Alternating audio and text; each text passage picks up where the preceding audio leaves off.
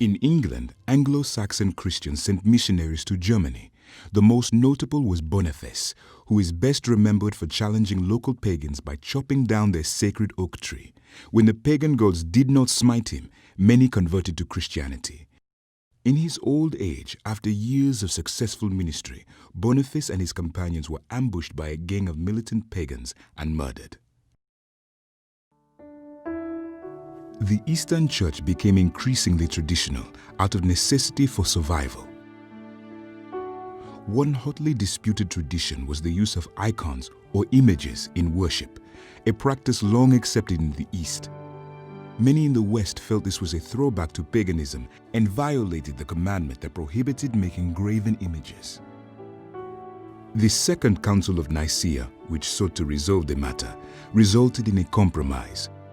Worship was due to God only, but icons could be used for veneration of saints. The Western Christians were not happy with this ruling. The stage was set for the split between the Western Catholic Church and the Eastern Orthodox Church. Second Nicaea would turn out to be the last truly worldwide council.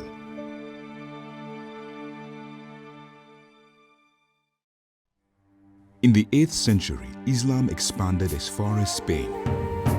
Europe might have become Muslim but for a new emerging power, the Kingdom of the Franks. A young Frankish king named Charles Martel repelled the Muslim army at the Battle of Tours.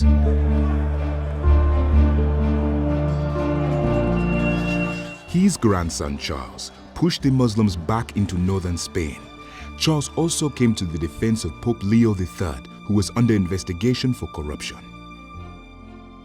During Christmas Eve Mass 800, while Charles was kneeling in prayer, the grateful Pope placed a crown on his head and declared him Emperor of the new Christian Roman Empire.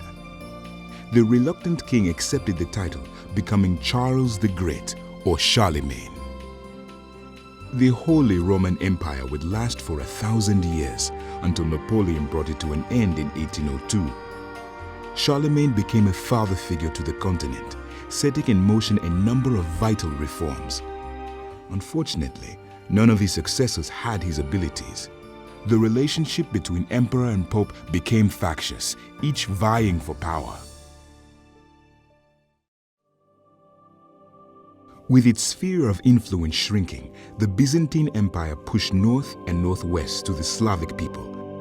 The most important event for the Orthodox Church was the conversion of Russia in 988 at the invitation of the King of Rus, Vladimir I.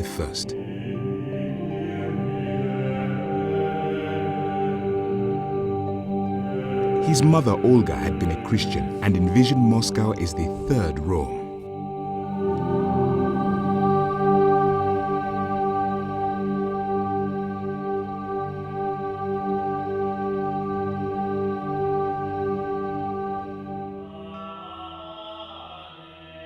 Several attempts were made to reconcile the Orthodox and Catholic churches. Unfortunately, that proved to be impossible because of the West's insistence upon papal authority. In 1054, leaders from both East and West excommunicated each other. Their long drawn-out separation was finally a divorce.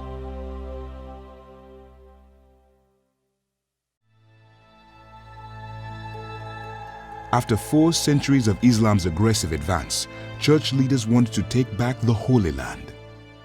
The Catholic Church instigated 7 major crusades over a 200-year period.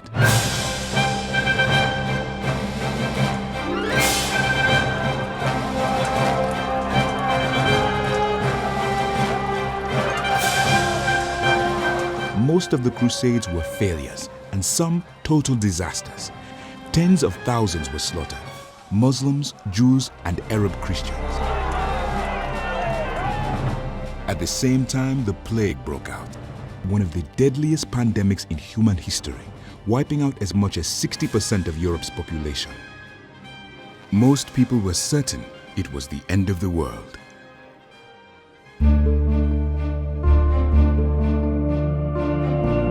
The Crusades did, however, open up trade routes, causing commerce to flourish. Once again, money flowed to and from Europe. New wealth led to the growth of cities and a new class, the bourgeoisie, meaning people from the city, people who made their wealth by trade and later by industry. This led to the end of feudalism in the West and the beginning of capitalism. To counter the excesses of the new affluence, poverty-based monastic orders appeared, which supported themselves by begging. Most prominent were the Dominicans and the Franciscans, who took the gospel along the Silk Road to Central Asia and China in the 13th century. The Franciscans were started by Francis of Assisi, perhaps the most beloved Christian of the Middle Ages. Meanwhile, the church grew very wealthy, owning as much as a third of the land in Europe. The papacy reached its zenith with Pope Innocent III. He made it a capital offense to read the Bible in any language but Latin. No pope before or since has wielded as much power, and he called himself the supreme sovereign of the world. After Innocent III's death, the papacy slid into rapid decline, including a 70-year period when the papacy was in France. This resulted in the Great Papal Schism, in which there were as many as 3 competing popes. In 1453, Constantinople fell to the Ottoman Turks. The center of Christian gravity was now solidly in Western Europe. Time and again, earnest Christians called for reform. They were usually met with violent resistance.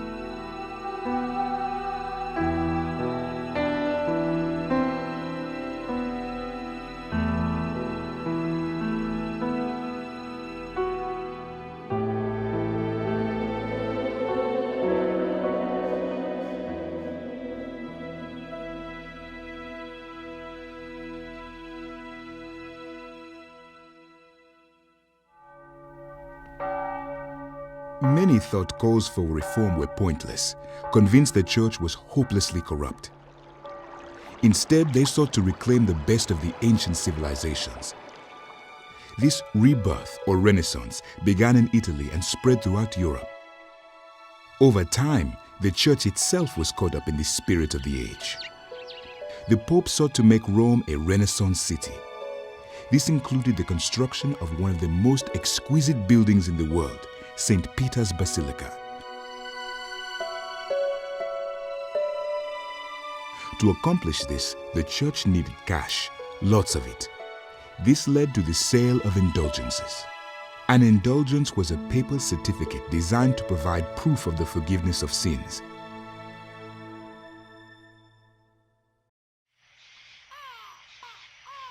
On the night of October 31st, 1517, an Augustinian monk tacked a piece of paper to the door of a church in Wittenberg, Germany. On it were 95 questions about the nature of salvation, refuting the sale of indulgences. The door functioned as a kind of bulletin board for scholastic discussion, and he hoped to generate some dialogue among his colleagues. This hardly seemed like the start of a revolution, but Martin Luther was in the right place at the right time. His action set in motion a chain of events few could have imagined.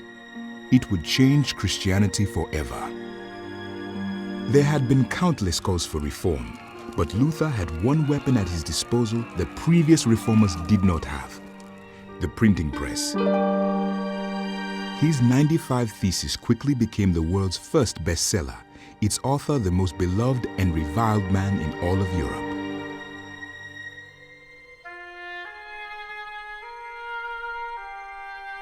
The Catholic Church was largely unprepared for the Reformation.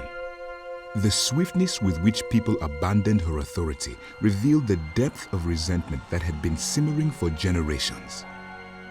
Zwingli brought the Reformation to Zurich, Switzerland, followed by John Calvin, who taught that it was not only the church that needed reform, but society and politics as well. In contrast, the Anabaptists rejected any alliance of church and state. King Henry VIII broke away from Rome, creating the Church of England. If the Roman Church was to survive, it could no longer ignore the challenges presented by the reformers. In the middle of the 16th century, the Council of Trent, which lasted 18 years, sought to define Catholic doctrine in what is often called the Counter-Reformation or Catholic Reformation. One of the most important Catholic groups to arise at this time was the Jesuits, founded by Ignatius Loyola. Many were fiercely anti-Protestant, yet the Jesuits sent numerous missionaries to the New World, North and South America, and to the East. Jesuit missionaries believed outsiders must respect customs and rituals of indigenous people as long as they are not seen. But their successes were undercut by Rome. Church leaders would not allow indigenous people to be promoted to high office, nor was the Mass to be held in any language but Latin. This perpetuated the idea that the Jesuits were imposing Western culture on others. When the Catholic and Orthodox churches split in the 11th century, they were already divided geographically. Not so with the Protestant Reformation. As a result, 100 years of religious wars followed the Reformation.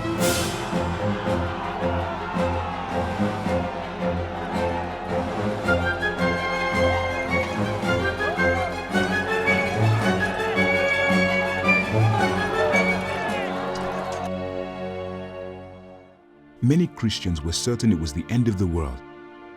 These wars and internal conflicts gave rise to rationalism as intellectuals sought to bring order to this volatile state. In Great Britain, rationalism led to deism, the belief that God is not involved in the affairs of men. In France, it led to the bloody French Revolution, which greatly reduced Rome's power and influence. Others placed more emphasis upon a personal experience of God. John and Charles Wesley founded the Methodist movement, which sprang out of the Church of England.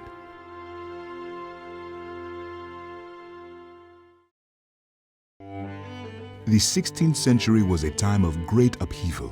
It had given birth to the Protestant Reformation, the Catholic Counter-Reformation, 100 years of war, and the exploration and conquest of the New World, the Americas, which greatly expanded Europe's influence and jurisdiction. Spain's conquest of the New World began in the West Indies and spread through Latin America and parts of North America.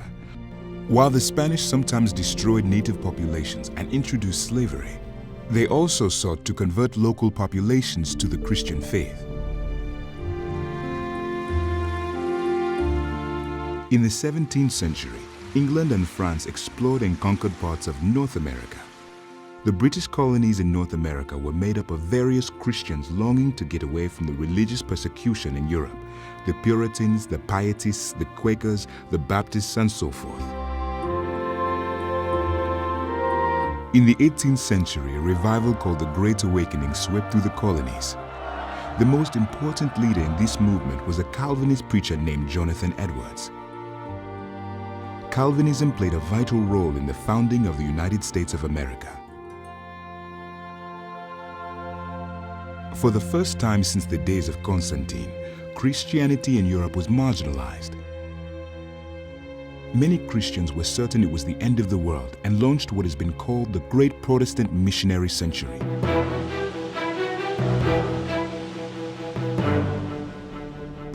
Evangelical missionary groups sprang up all over Europe and America.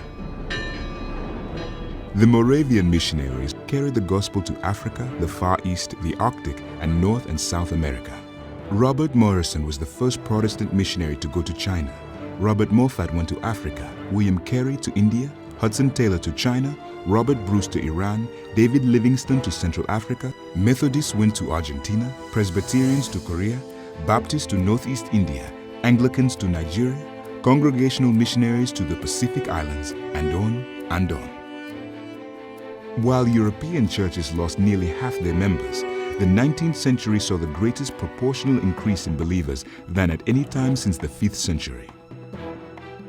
Once again, the center of Christian gravity was shifting.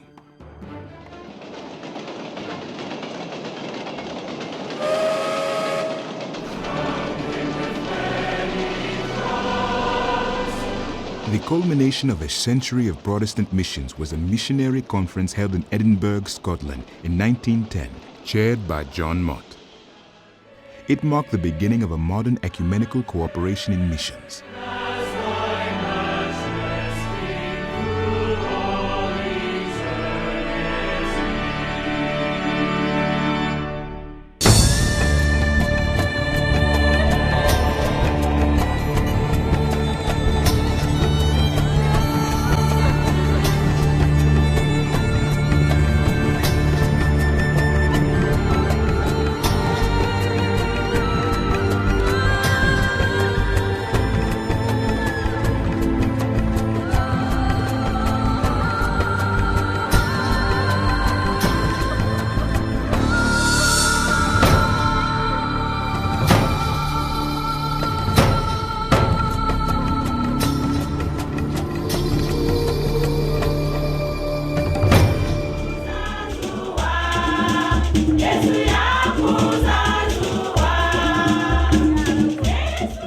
technology, mass communication, the internet, and faster travel have enabled the Church to fulfill the Great Commission in a way not conceivable in times past. Every generation of Christians, from the apostles onward, is convinced that their generation is the last one before Christ returns. But one of them will be right.